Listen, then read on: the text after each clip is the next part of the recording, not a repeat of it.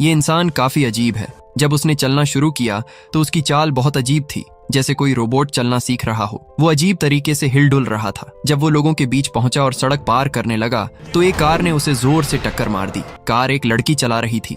टक्कर इतनी भयानक थी कि वो आदमी दूर जा गिरा और उसकी टांग पूरी तरह मुड़ गई। लेकिन हैरानी की बात यह थी कि इतनी गहरी चोट लगने के बाद भी ना तो उसे कोई खरोंच आई और ना ही खून निकला। वो लड़की तुरंत कार से उतरी ताकि देख सके कि उस आदमी का क्या हाल है, लेकिन जहां वो गिरा था वहां कोई नहीं था। उसे समझ ही नहीं आया कि वो आदमी कहां गायब हो गया। थोड़ी देर बाद हम देखते हैं कि वो सफेद सूट वाला आदमी एक सुनसान जगह पर खड़ा है। अचानक उसका कान एक दरवाजे की तरह खुलता है। वहां से एक बहुत छोटा सा इंसान सेफ्टी रोप्स के सहारे नीचे उतरता है और सीधा उस आदमी की टांग के पास जाता है। वहां टांग में भी एक छोटा सा दरवाजा खुलता है जिसके अंदर बहुत सारे तार दिखाई देते हैं। वो छोटा इंसान उन तारों को ठीक करने लगता है। यहाँ हमें पता चलता है कि ये कोई इंसान नहीं बल्कि एक हाईटेक रोबोट है और उसके कान का जो रास्ता था वो सीधा उसके दिमाग तक जाता है। उस रोबोट के सिर के अंदर बहुत सारे छोटे छोटे लोग रहते हैं जो उस रोबोट की हर मूव, हर हरकत और उसके दिमाग को कंट्रोल कर रहे हैं। उस रोबोट के सिर के अंदर एक मेन कमांडर कैद बैठा था जो सब कुछ कंट्रोल कर रहा था। असल में वो रोबोट बिल्कुल उस कमांडर की शक्ल का ही बनाया गया था, एकदम उसकी कॉपी। बाकी का जो स्टाफ था हर किसी को शरीर का एक एक हिस्सा दिया गया था। कोई हाथ संभाल रहा था तो कोई पैर। ये पूरा स्टाफ एलियंस का था जो धरती के नहीं थे। उसी वक्त कमांडर के पास रिपोर्ट आती है कि रोबोट के हाथ पैर अब जवाब दे रहे हैं और उसकी एनर्जी सिर्फ 48 घंटे तक ही साथ देगी, उसके बाद सब ठप हो जाएगा। कमांडर तुरंत अपने खास एडवाइजर्स नंबर 2 और नंबर 3 की मीटिंग बुलाता है और कहता है, हमें जल्द से जल्द अपनी वो एनर्जी बॉल ढूंढनी होगी जो 3 महीने पहले धरती पर गिरी थी। ये बॉल उनके लिए बहुत जरूरी थी क्योंकि इसकी मदद से वो धरती के सारे समुद्रों और महासागरों का पानी सोख सकते थे। उन्हें पानी में मौजूद नमक और मिनरल्स चाहिए थे ताकि वो अपने खत्म होते हुए प्लेनेट के लिए एनर्जी बना सकें। उनका प्लेनेट तबाही के कगार पर था और ये बॉल ही उनकी आखिरी उम्मीद थी। एडवाइजर्स ने कहा कि इतनी सारी भीड़ में उस बॉल को ढूंढना बहुत मुश्किल है क्योंकि रोबोट को इंसानों की तरह बिहेव करना नहीं आता। उन्होंने थोड़ा वक्त मांगा ताकि वो गूगल जैसे इंसानी सोर्सेज से ये सीख सकें कि इंसान कैसे उठते बैठते और बात करते हैं ताकि उनका काम आसान हो जाए। अब चलिए शुरू से समझते हैं सब कुछ। फिल्म की शुरुआत होती है स्पेस अंतरिक्ष से,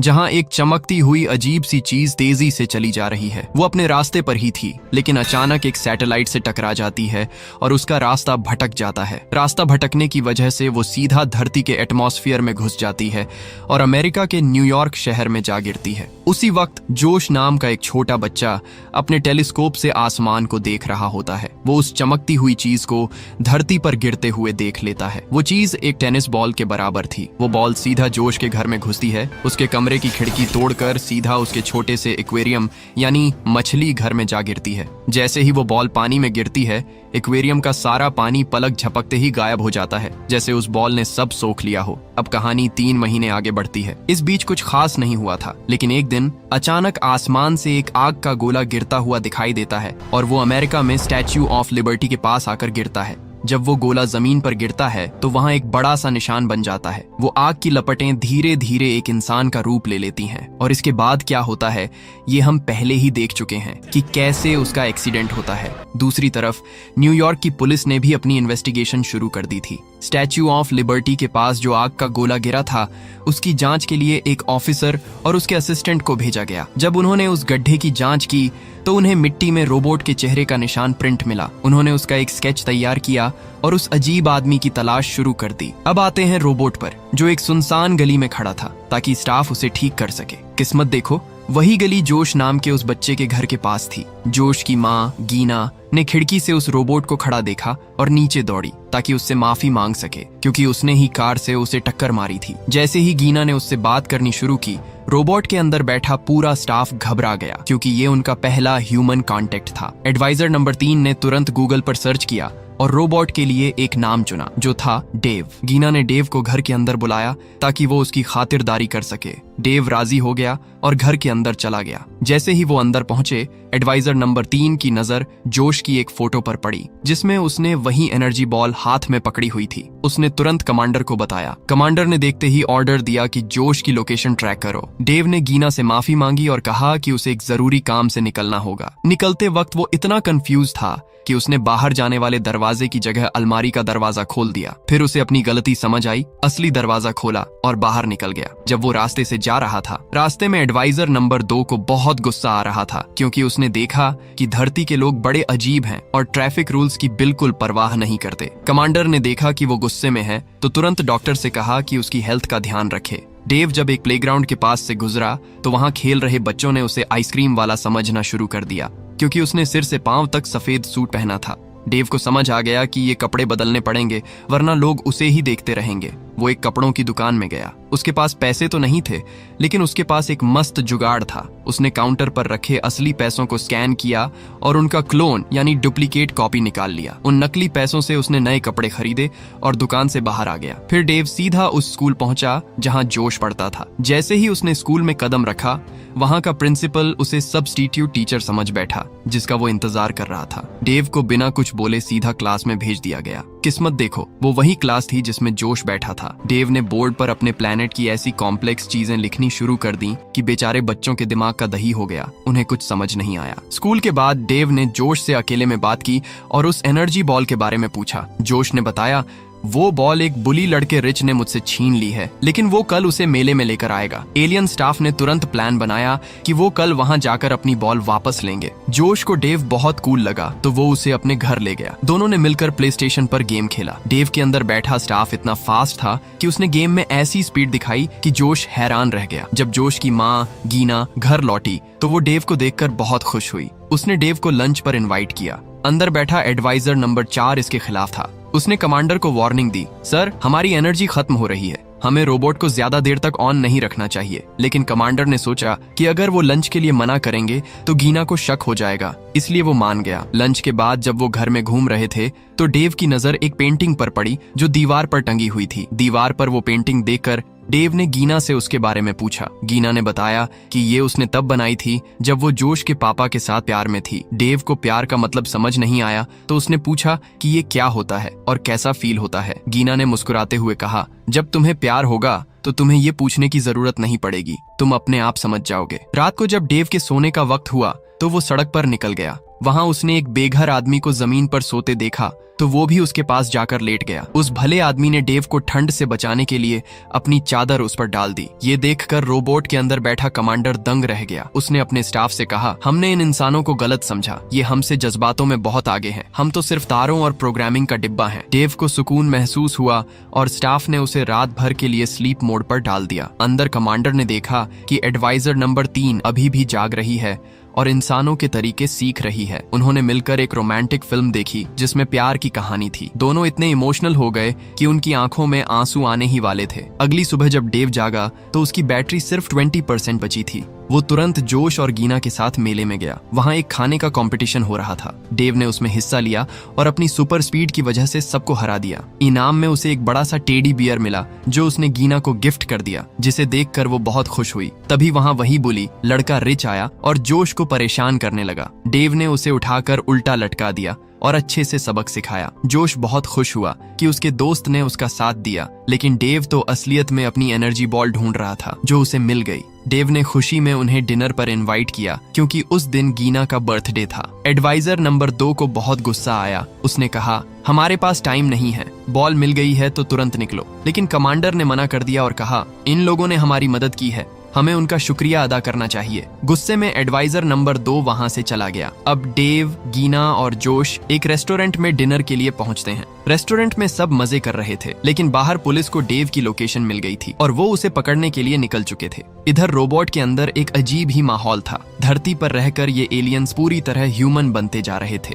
एडवाइजर नंबर 4 ने तो अपने केबिन में बाकायदा एक डांस पार्टी शुरू कर दी थी और बाकी स्टाफ को भी बुला लिया था। ये उनकी एलियन लाइफस्टाइल के बिल्कुल खिलाफ था, जिसे देखकर एडवाइजर नंबर 2 का खून खौल रहा था। एडवाइजर नंबर 3 पर भी इंसानी रंग चढ़ गया था। उसने रेस्टोरेंट के गर्ल्स को देखकर एक सेक्सी ड्रेस पहनी और मेकअप भी कर लिया। वो कमांडर के पास गई और उन्हें डांस के लिए पूछा, लेकिन कमांडर का पूरा ध्यान डेव और गीना के डांस पर था। इस बात से नंबर 3 का दिल टूट गया और वो कमांडर से चिढ़ गई। तभी पुलिस रेस्टोरेंट में घुसती है और डेव को धर दबोचती है। गीना और जोश तो सदमे में आ जाते हैं कि अचानक ये क्या हो गया। पुलिस डेव को स्टेशन ले जाती है और इंटरोगेशन रूम में बिठा देती है। रोबोट के अंदर एडवाइजर नंबर 2 अब और इंतजार नहीं कर सकता था। उसे लगा कमांडर की वजह से ही वो लोग जेल पहुंच गए हैं। उसने 2 हथियारबंद गार्ड्स को लिया और कमांडर के खिलाफ तख्ता पलट दिया। उन्होंने कमांडर को उनकी कुर्सी से उठाकर बाहर फेंक दिया। नंबर 2 ने सबसे कहा, मैं ये सब अपने प्लेनेट को बचाने के लिए कर रहा हूँ। पुराना कमांडर सिर्फ हमारा वक्त बर्बाद कर रहा था। हैरानी की बात यह थी कि नंबर 3 ने भी नंबर 2 का साथ दिया, लेकिन एक प्रॉब्लम हो गई। ये सारी बातें डेव के एक्सटर्नल स्पीकर्स के जरिए बाहर सुनाई दे रही थीं। रूम में बैठे दोनों ऑफिसर्स ने ये सब सुन लिया और उन्हें समझ आ गया कि ये आदमी नहीं बल्कि एक एलियन रोबोट है जिसके सिर के अंदर पूरी फौज बैठी है। अब कमांड नंबर 2 के हाथ में थी। उसने सख्ती से आर्डर दिया, अब कोई भी इंसानों की तरह बिहेव नहीं करेगा। उसने तुरंत डेव की उंगली से एक खतरनाक लेजर निकाली, दीवार में छेद किया और वहां से भागने लगा। पुलिस ने गोलियां चलाईं, लेकिन डेव का शरीर इतने मजबूत मेटल का बना था कि गोलियों का उस पर कोई असर नहीं हुआ। ये सब पागलपन देखकर स्टाफ मेंबर नंबर 17 डर गया। वो डेव के कान से बाहर कूद गया, लेकिन छोटा होने की वजह से वो सीधा एक ऑफिसर के कॉफी कप में जा गिरा। नया कमांडर नंबर 2 गीना पर बहुत गुस्सा होता है, क्योंकि उसे लगता है कि उसकी वजह से ही रोबोट का ये हाल हुआ है। वो गीना के सामने खड़ा होकर उसे बहुत भला बुरा कहता है, यहाँ तक कि उसकी पेंटिंग की भी बेइज्जती करता है। ये सब देखकर नंबर 3 को बहुत बुरा लगता है। वो चोरी छुपे पुराने कमांडर को छुड़ाने जाती है, लेकिन गार्ड्स उसे देख लेते हैं और फिर पकड़कर नंबर 2 के पास ले आते हैं। गुस्से में नंबर 2 फैसला करता है कि वो इन दोनों को रोबोट से बाहर फेंक देगा। गार्ड्स उन्हें डेव की नाक से बाहर गिरा देते हैं। बेचारे दोनों छोटू एलियंस न्यूयॉर्क की भारी रोड पर गिर जाते हैं। उन्हें डर था कि कोई इंसान उन्हें कुचल ना दे या कोई कार उनके ऊपर से ना निकल जाए। वो एक उड़ते हुए प्लास्टिक बैग से चिपक कर वापस डेव तक पहुंचने की कोशिश करते हैं, लेकिन हवा उन्हें एक बस के वाइपर पर फेंक देती है। बस का ड्राइवर वाइपर चला देता है और वो दोनों हवा में उड़ते हुए किस्मत से सीधा डेव के जूतों पर जा गिरते हैं। वहां से ऊपर चढ़ते टाइम कमांडर नंबर 3 से कहता है, मैंने तुम्हें इस मिशन के लिए इसलिए चुना था क्योंकि तुम्हारा दिल बहुत साफ है। नंबर 3 पूछती है, आपने ये पहले क्यों नहीं बताया? कमांडर जवाब देता है, क्योंकि मैंने अभी अभी इंसानों से सीखा है कि अपने जज्बात कैसे जाहिर करते हैं। दोनों डेव की पैंट के रास्ते ऊपर चढ़कर वापस कंट्रोल रूम में घुसने की कोशिश करते हैं। इधर डेव, जिसे अब नंबर 2 कंट्रोल कर रहा है, पुलिस स्टेशन से बाहर निकलकर एक टैक्सी रोकता है ताकि वो स्टैच्यू ऑफ लिबर्टी तक पहुंच सके। वो अपनी बची खुची एनर्जी बचाने के लिए पैदल नहीं चलता।